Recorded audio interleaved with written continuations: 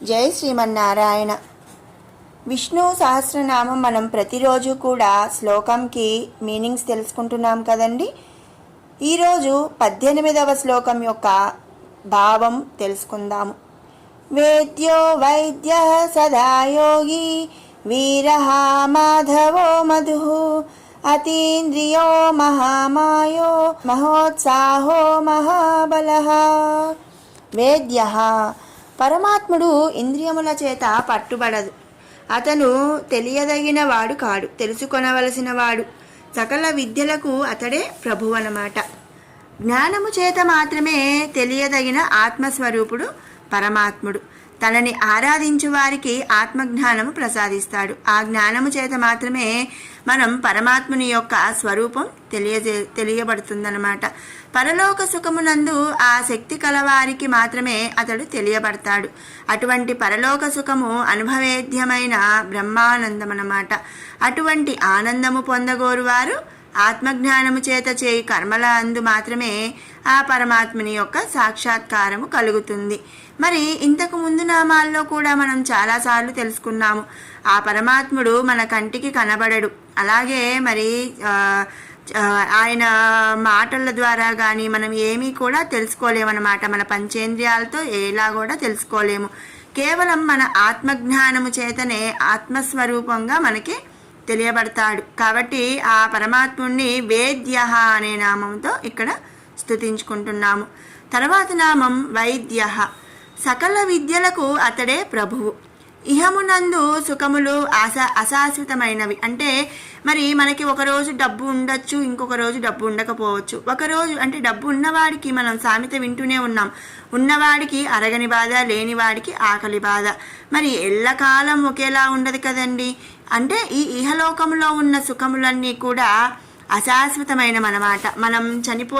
మనం పుట్టేటప్పుడు ఏమీ లేకుండానే పుట్టాం. అలాగే చనిపోయినప్పుడు కూడా ఏమీ తీసుకెళ్ళమన్నమాట. అశాశ్వతం. ఒకరోజు మరి మనకి సంతోషం ఉండొచ్చు, ఒకరోజు దుఃఖం ఉండొచ్చు, ఒకరోజు మనకి బాగా డబ్బుండి కారులో తిరగచ్చు, ఒకరోజు మరి కాలినడకన తిరగచ్చు. అవి ఏంటి అంటే అశాశ్వతమైన సుఖములు, అవిక్షణికానందమును కలిగిస్తాయి. అంటే మరి ఈరోజు మనకి బాగా ఉంది, మనం ఫుడ్ బాగా తిన్నాము, 4 రోజులు పోయాక మరి పద్దాక అదే తింటుంటే దాని మీద ఇంట్రెస్ట్ అనేది ఉండదు. మరి అవి మరి ఎలాంటివంటే ఒక క్షణం కలిగే ఆనందాలు అన్నమాట. పరమునందు సుఖములు శాశ్వతమైనవి. అంటే మనం పరలోకమందు ఉన్న మన సుఖాలే శాశ్వతమైనవి. అవే బ్రహ్మానందమును కలిగిస్తాయన్నమాట. మాయా జగత్తునందు నివసించే జీవులందు ఉండు ఈ కామం, క్రోధం, మదం, మాత్సర్యం ఇవన్నీ కూడా, ఐశ్వర్యం ఇవన్నీ కూడా హరించి వేసి భవరోగాలను కూడా నాశనం చేసి తన భక్తులను రక్షించువాడు కనుకనే స్వామిని వైద్య అనే నామముతో మనం స్తుతించుకుంటున్నాము. తర్వాత నామం సదా యోగి. సదా యోగి. యోగి అంటే యోగము అనగా 2 వస్తువుల మధ్య సామరస్యము కలిగిన మరి ఐక్యతను పొందటం అన్నమాట. ఆ రెండింటిలో కూడా ఒకటి జీవాత్మ, 2 పరమాత్మ. మరి ఇంతకు ముందు నామాల్లో మనం చెప్పుకున్నాము జీవాత్మకు పరమాత్మకు అంటే ఒక సన్నని దారపు పోగంత, నూలు పోగంత డిఫరెన్స్ అనేది ఉంటుంది. ఆ 2 ఒకటే అని మనం తెలుసుకున్నప్పుడే మనకి ఆత్మజ్ఞానం కలుగుతుంది. ఆ పరమాత్మను చూడగలము అని చెప్పి మనం ఇంతకు ముందు నామాల్లో తెలుసుకున్నాం. ఇక ఆ రెండిటి మధ్య సామరస్యము కలిగి ఐక్యతను పొందటమే మరి యోగము అని చెప్పి అంటారనమాట. అంటే ఏంటి? ఆ రెండిటి మధ్య జీవాత్మ పరమాత్మ మధ్య భేదము లేదు అని తెలుసుకోవటమే మనకు యోగం అన్నమాట. కర్మఫలమును అనుభవించున్నది జీవాత్మ, కర్మఫలములు అంటనిది పరమాత్మ. కర్మక్షయం అయిన జీవులన్నీ కూడా పరమాత్మతో సామరస్యం పొంది పరమాత్మలో ఐక్యమవుతాయి. అట్టి ఆ జ్ఞానం అంటే పరమాత్మ జీవాత్మ 2 ఒకటే ఐక్యమయ్యి యోగము కలిగిన మరి అలాంటి జ్ఞానం కలిగిన వాడే యోగి అని చెప్పి చెప్పబడతాడు. ఎల్లప్పుడూ కూడా అలాంటి యోగము తెలిసి యోగి స్థితిలో ఉండువాడే పరమాత్ముడైన శ్రీమన్నారాయణుడు. కాబట్టి ఆయన్ను సదా యోగి. సదా అంటే ఎల్లప్పుడూ అనమాట. ఎల్లప్పుడూ యోగిగా ఉండే పరమాత్ముడే కాబట్టి ఆ శ్రీమన్నారాయణుడిని మనము సదా యోగి అనే నామంతో స్తుతించుకుంటున్నాము. తర్వాత నామం వీరహ. ధర్మరక్షణ కోసం వీరులైన రాక్షసులను సంహరించేవాడు శ్రీమన్నారాయణుడు. ఈ సృష్టి అందు తమ కంటే శక్తి సంపన్నులు లేరని గర్వాతిశయములతో విర్రవీగే వారందరూ కూడా రాక్షస బుద్ధి గలవారే. అటువంటి వారిని కూడా జయించువాడు కాబట్టి స్వామిని వీరహ అనే నామముతో మనం స్తుతించుకుంటున్నాము. తర్వాత నామం మాధవః. క్షీరసాగరమునందు పుట్టిన లక్ష్మీదేవిని వరించిన వాడు శ్రీమన్నారాయణుడు. వక్షస్థలమునందు ఆమె కొలువై ఉన్నవాడు. మరి ఇక్కడ మా అంటే పరమేశ్వరునికి సంబంధించిన మరి పరవిద్య, అటువంటి విద్యకు అధిపతి కాబట్టి స్వామిని మనం మాధవః అనే నామముతో స్తుతించుకుంటున్నాము. తర్వాత నామం మధుహు. మధు అంటే మరి తీయని ఒక తేనె వంటి అదనమాట. తేనె వలె తీయని మనసును తనను ఆశ్రయించిన వారి పట్ల మోక్ష సాధనకే పరావిద్య చేత తపించు వారి పట్ల కలిగి ఉన్నవాడు కాబట్టి పరమాత్ముడు దయాళుడు, సజ్జనుల పట్ల క్రోధరహితుడు. అంటే మంచివారు అంటే సజ్జనులు అంటే మంచివారు అనమాట. వారి పట్ల క్రోధరహితుడు అంటే కోపమే లేనివాడు. మరి తేనె వలె తీయని మనసు కలిగిన వాడు కాబట్టి భక్తి శ్రద్ధలతో ఆశ్రయించిన వారికి ఎల్లప్పుడూ కూడా రక్షణ ఇచ్చేవాడు శ్రీమన్నారాయణుడు. కాబట్టి తేనె వంటి తీయని మనసు మరి కలిగి ఉన్నవాడు కాబట్టి స్వామిని మనం మధుహు అనే నామముతో ఇక్కడ స్తుతించుకుంటున్నాము. తర్వాత నామం అతీంద్రియః. అతి ఇంద్రియః. పరమాత్ముడు ఇంద్రియములకు అతీతుడు. వాటి చేత అతనిని కనుగొనట అనేది అసాధ్యము. ఇంద్రియములకు ఆయా శక్తులను అందించు చైతన్య స్వరూపమైన ఆత్మచేతనే కనుగొనబడినవాడు కాబట్టి ఆ స్వామిని అతీంద్రియః అనే నామంతో ఇక్కడ మనం స్తుతించుకుంటున్నాము. తర్వాత నామం మహామాయః. మహామాయః. మాయ అంటే ఏంటి? భ్రాంతి. అక్కడ ఏమీ లేకపోయినా ఉంది అని మనకి అనిపించటమే భ్రాంతి. అదే మాయ అన్నమాట. అలాంటి భ్రాంతిని కలగజేసేది మాయ. సత్యమును అసత్యముగా, అసత్యమును సత్యముగా కనిపించినట్లు చేస్తుంది ఈ మాయ. ఆ మాయ చేతనే జీవులు ఏం చేస్తారు? ధర్మములను సత్కర్మములను విడిచిపెట్టి మరి అధర్మములను చేస్తున్నారు. సృష్టి అందు ఈ మాయా ఆవరణ కలుగజేసింది ఆ శ్రీమన్నారాయణుడే. అతడే మహామాయ అన్నమాట. మరి ఆయన అలాంటి మాయను సృష్టించి ఆ మాయను కూడా జయించిన వారికే ఆత్మజ్ఞానం అనేది కలుగజేస్తాడు. పూర్వజన్మనందు కర్మక్షయం కాని జీవులే ఉత్తర జన్మయందు మాయా ఆవరణములో పరమాత్ముడి చేత విడవబడతారు.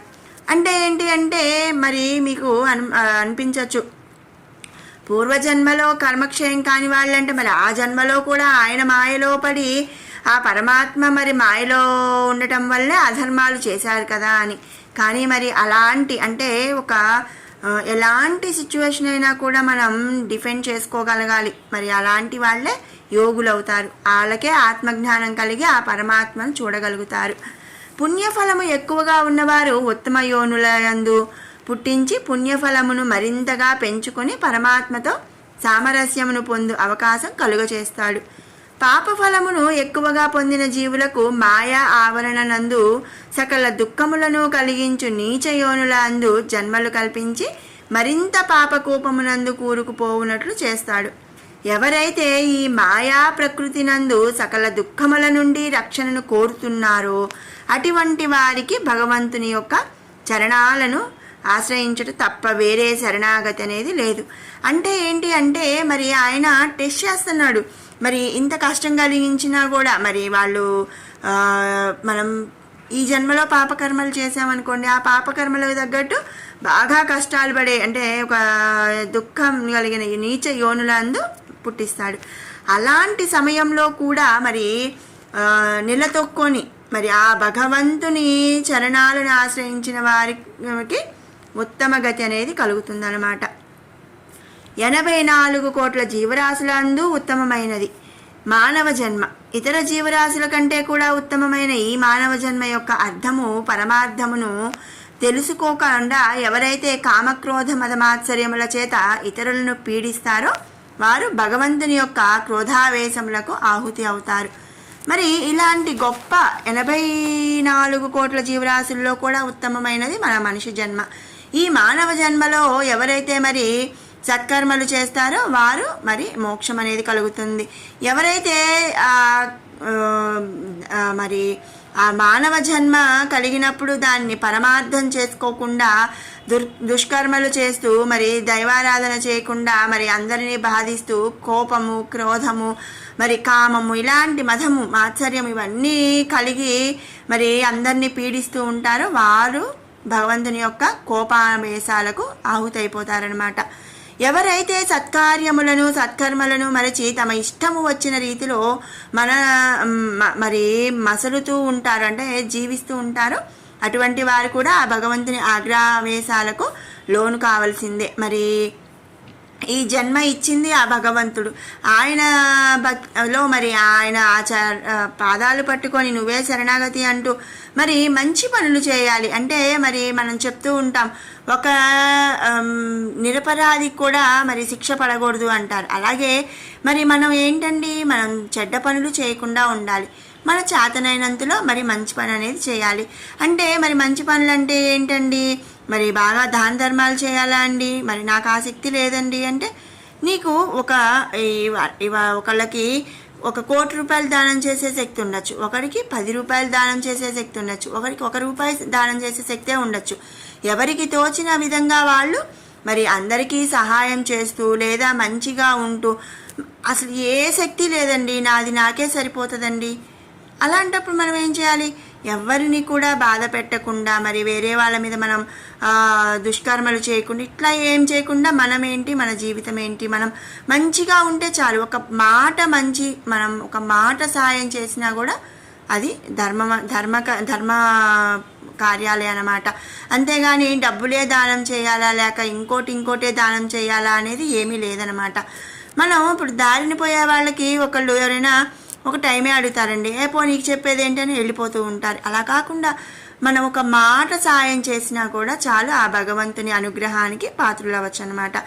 భగవంతుడిని కీర్తించుటకు సత్యము హితము పలుకుటకు నోటిని, హితవాక్యములను వినుట చెవులను, లోకమును పరమాత్మని స్వరూపముగా చూచుటకు యజ్ఞములు, పుణ్యక్షేత్రములు, ఆధ్యాత్మిక లోక కళ్యాణ ఉపకార దృశ్యములు చూచుటకు కనులు, ఇతరులకు మేలు చేయుటకు ధర్మబద్ధమైన కర్మలు ఆచరించుటకు చేయి ఉపయోగిస్తారు. అటువంటి వారు ఈ మాయా ప్రకృతికి క్రమముగా అతీతులై వైరాగ్య సంపదను మరి పొందుతారనమాట.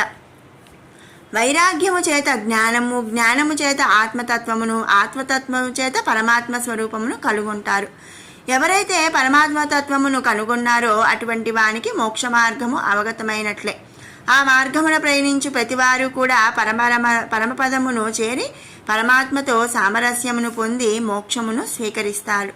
పరమపదమును చేరి మోక్షము పొందిన వానికి ఉత్తర జన్మలు ఉండవన్నమాట. కనుక ఆ జీవాత్మ పరమాత్మ అనబడుతుంది. కాబట్టి మరి ఆ స్వామిని మనం ఇక్కడ మనకు మాయ కలగచేసేస్తూ ఉంటాడు కాబట్టి ఆ స్వామి మనకు మహామాయ అనే నామముతో స్తుతించబడుతున్నాడు. తర్వాత నామం మహోత్సాహ. సృష్టి కార్యమునందు గొప్ప మహా ఉత్సాహ, మరి గొప్ప ఉత్సాహమును కలిగి ఉన్నవాడు. సృష్టి అందు జీవులకు తనకు నచ్చిన స్వరూపములను ఇవ్వడు. వాని యొక్క కర్మానుసారముగా ఉత్తర జన్మలను సంప్రాప్తింపజేయువాడు. తన భక్తులను కాపాడుటయందు అతి ఉత్సాహం చూపు శ్రీమన్నారాయణుడే మహా ఉత్సాహ అని చెప్పి కీర్తించబడుతున్నాడు. తర్వాత నామం మహాబలహ. మహాబలహ, బల అంటే మరి ఏంటండి, బాగా బలం కలిగినవాడు. సకల జగత్తుకు గొప్ప బలవంతుడు ఆ పరమేశ్వరుడే. ఐశ్వర్యములు, గుణములు, తత్వములు అతని అందే ఉన్నాయన్నమాట. సకల శక్తులకు శక్తిని ఇచ్చింది అతడే. ప్రాణులకు జీవము, దేవతలకు అమరత్వము, అమరులకు మరణము, అసురులకు మరణము, లోకములకు ధర్మము, సూర్యచంద్రులకు ప్రకాశము, ఆత్మకు చైతన్యము ప్రసాదించిన వాడు అతడే. మరి మనం ముందు నామాల్లో కూడా చెప్పుకున్నాం, ఈ సకల జగత్తు మరి ఈ దేవతలు కానీ, రాక్షసులు కానీ, మనుషులు కానీ ప్రతిది కూడా ఈ పూర్తి బ్రహ్మాండమే ఆయన నుంచి ఉద్భవించింది అని మనం చెప్పుకున్నాం. కాబట్టి మరి అందరికీ అన్నీ ఇచ్చింది ఆ పరమాత్మే. అతడి నందు సమస్త జగత్తు నిండి ఉండుట చేత ఇంద్రియములను జయించిన పూర్ణ కామకుడు, సకల శక్తి సంపన్నుడు, నిరాకార స్వరూపుడు, పరంజ్యోతి స్వరూపుడు. అటువంటి ఆ పరమాత్ముడికి సాటి రాగల వారెవరూ లేరు. అంతే కదా. మరి ఇప్పుడు మనం ఎవరినన్నా కూడా మనం జయించాలి అంటే గెలవాలి అనుకున్నప్పుడు ముందు మనం ఏం చేస్తామండి, వాళ్ళ వీక్నెస్ ఏంటి అని మనం చూస్తూ ఉంటాము. కానీ ఇక్కడ స్వామికి ఎలాంటి వీక్నెస్ లేదు. ఇంద్రియ సక్ను జయించిన వాడు, పూర్ణ కాముకుడు అనమాట. ఎలాంటి కోరికలు లేనివాడు, ఎలాంటి మరి ఆశలు లేనివాడు, సకల శక్తి సంపన్నుడు, అన్ని రకాల శక్తులు ఉన్నాడు. అలాగే ఎలాంటి ఆకారము లేదు, పరంజ్యోతి స్వరూపుడు. కాబట్టి ఆ పరమాత్ముడికి ఎవరూ కూడా సాటి రాలేరనమాట. ఆయన కన్నా బలమైన వాళ్ళు ఇంకెవరూ లేరు అని చెప్పి ఈ నామం అర్థం. లోకరక్షకుడు విధాత అతడే. ఈ సకల జగత్తుకు ఆధారభూతమైన అతడే గొప్ప బలవంతుడు. మరి దుష్ట కార్యాలు చేసే వాళ్ళని, అసురులని, వీళ్ళందరినీ కూడా ఎలాంటి అసురులైనా సరే హతమార్చగలిగిన గొప్ప బలవంతుడు శ్రీమన్నారాయణుడు. సకల శక్తులు తన యందే నిండి ఉన్న బల సంపన్నుడు. కాబట్టి ఆ పరమాత్మను మనం ఇక్కడ మహాబలహ అనే నామముతో స్తుతించుకుంటున్నాము. మరి విన్నారు కదండి 18వ శ్లోకంలోని నామాలు, వాటి యొక్క పూర్తి భాష్యం. ఇప్పుడు 11 నుంచి 20 వరకు కూడా ఒక్కసారి పారాయణ చేసుకుందాము.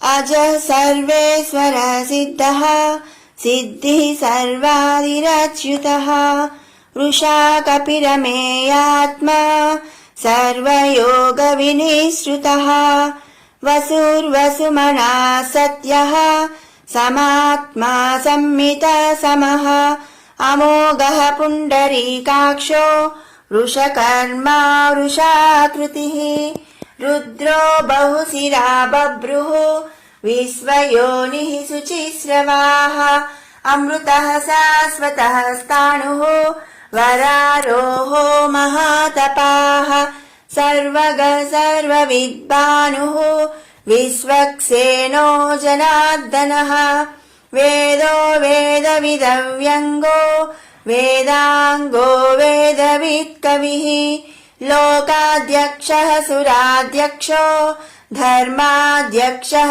కృతాకృతః చతురాత్మా చతుర్వ్యూహః చతుర్ధంశ్చతుర్భుజः బ్రాజిష్ణుర్భోజనం భోక్తా సహిష్ణుర్జగదాదిజः అనఘో విజయో జేత విశ్వయోనిః పునర్వసుః ఉపేంద్రో భావనః ప్రాంశుః అమోఘః శుచిరూర్జితः అతీంద్రః సంగ్రహः సర్గో ధృతాత్మా నియమో యమః వేద్యో వైద్యः సదా యోగి వీరః మాధవో మధుః అతీంద్రియో మహామాయో మహోత్సాహో మహాబలః మహాబుద్ధిర్మహావీర్యో మహాశక్తిర్మహాద్యుతిః అనిర్దేశ్య వపుః శ్రీమాన్ అమేయాత్మా